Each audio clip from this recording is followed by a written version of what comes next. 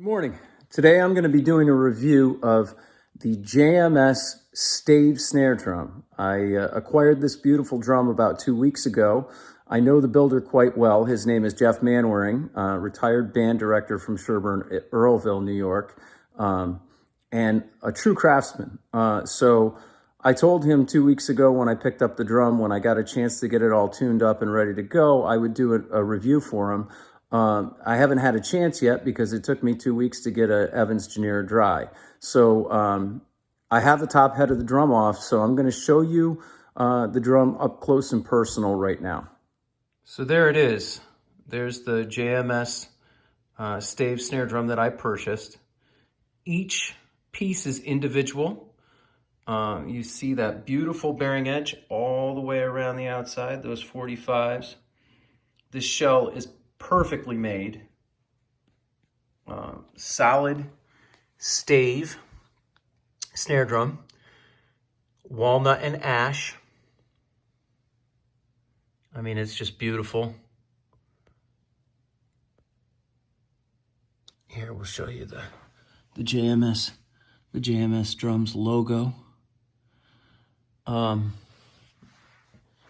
Give you a closer view of the outside of the shell. And that beautiful brass hardware too. Amazing drum.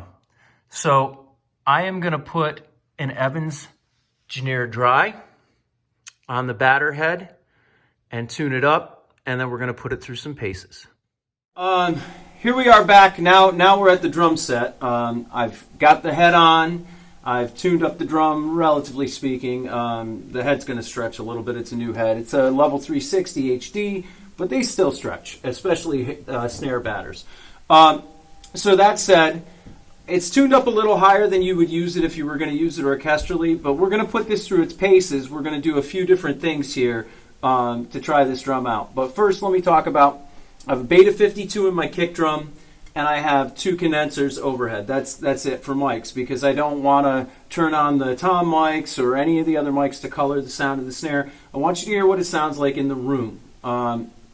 So we'll start with just a press roll, edge to center, and you can hear the responsiveness of this drum. Before I do that, though, let me say that I did take the time to put, I had, and I've forgotten that I had these, an old Rhythm Tech active snare strainer, and when I purchased this drum, I remembered that I had it, and I thought, oh, what a perfect application, because I really like my snares to be vibrant, and I like a snare sound in my snare drum.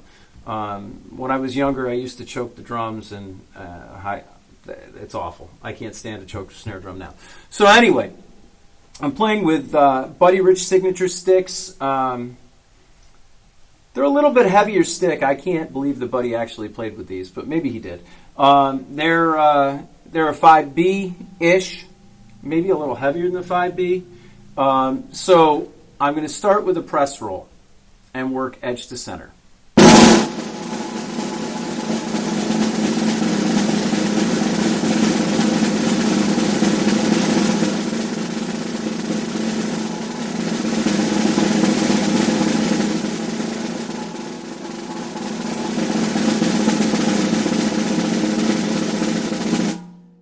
So, haven't played a lot of press rolls in a long time.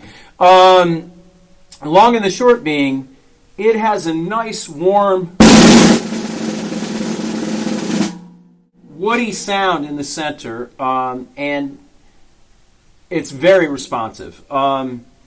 Even tuned up a little bit, like I said, for drum set application. Some nice open flams.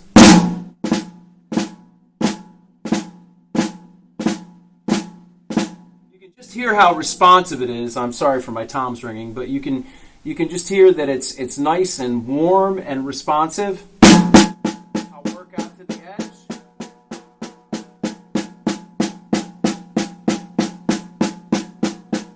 Those brass hoops ring a little bit, but that's brass hoops. Some 5-stroke rolls.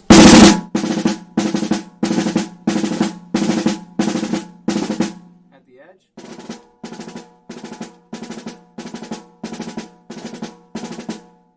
responsive.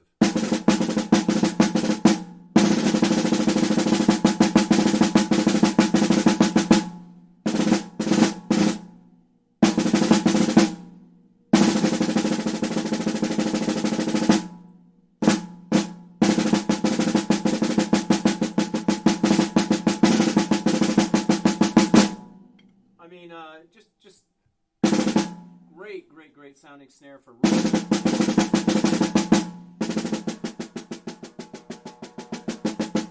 you were playing the Delacluse etudes or playing the Portraits in Rhythm.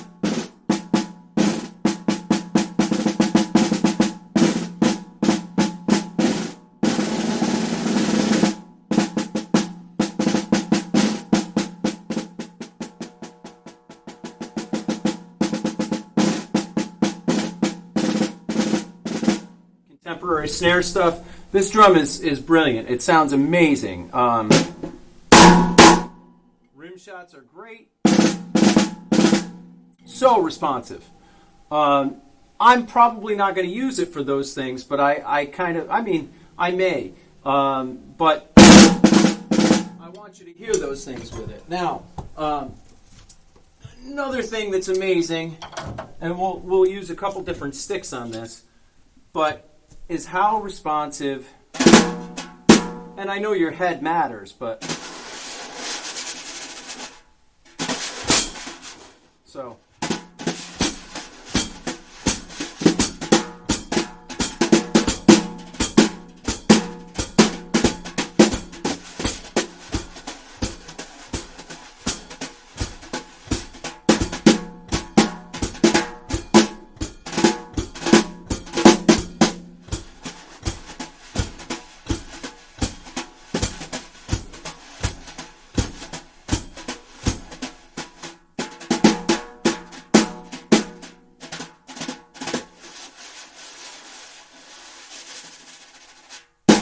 even with a coated head, not every drum is that responsive to brushes.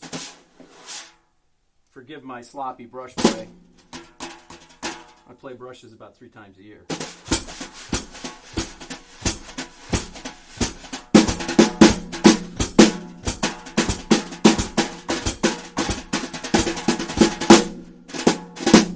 But you can hear how responsive the snare drum is to brushes. Now, in a drum set application, let's just say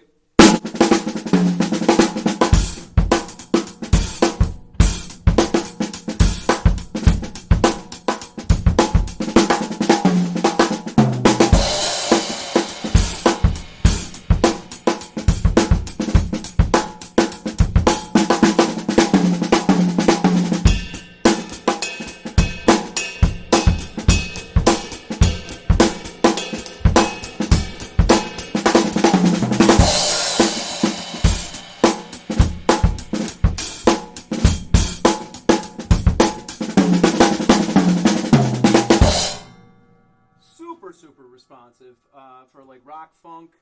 That pop is nice.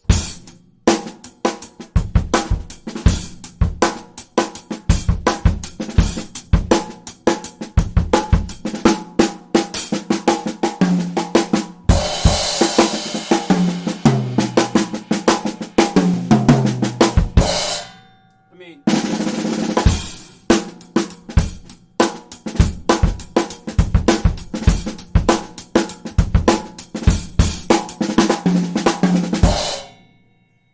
so, and that's with those Buddy Rich sticks that are a little heavier. Say that's too loud, too heavy for you. Switch over, I got some Peter Erskine's here. A lot lighter, almost a 7. Drum still sounds fast. With the 7As.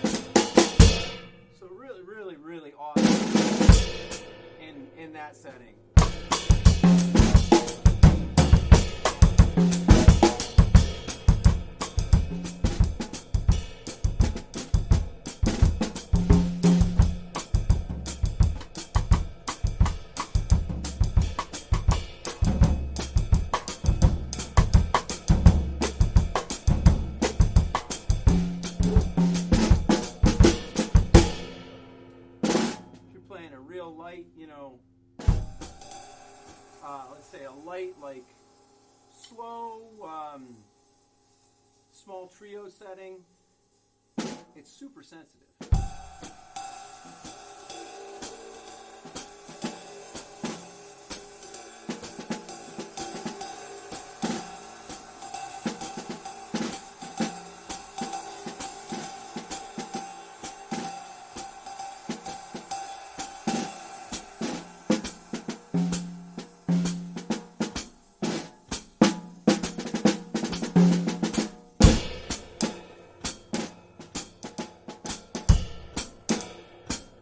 Or shuffles.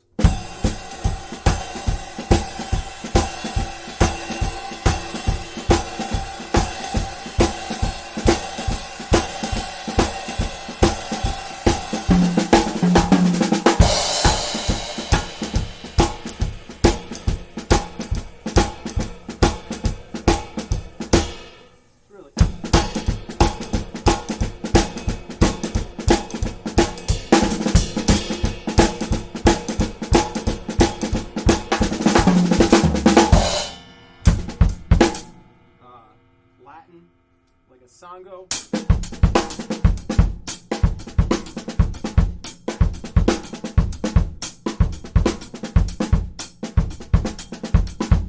It's just super sensitive.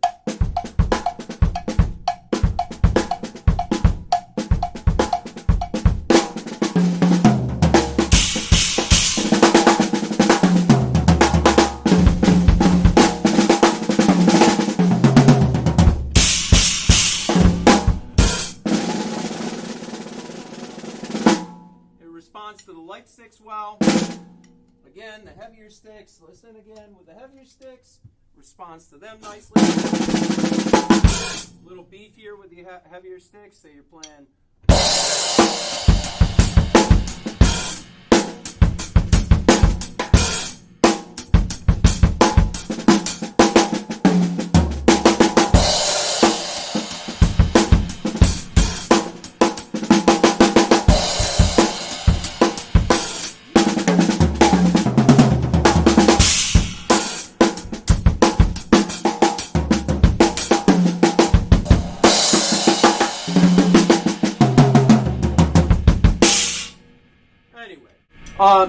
So this drum is amazing, and I'm sure I'll find more tones that I can get out of it as I learn to tune it differently and play around with it. But I highly recommend that you check out JMS Stave Drums, Hamilton, New York, Jeff Manwaring, and if you're interested, I know he can be found on the internet. So.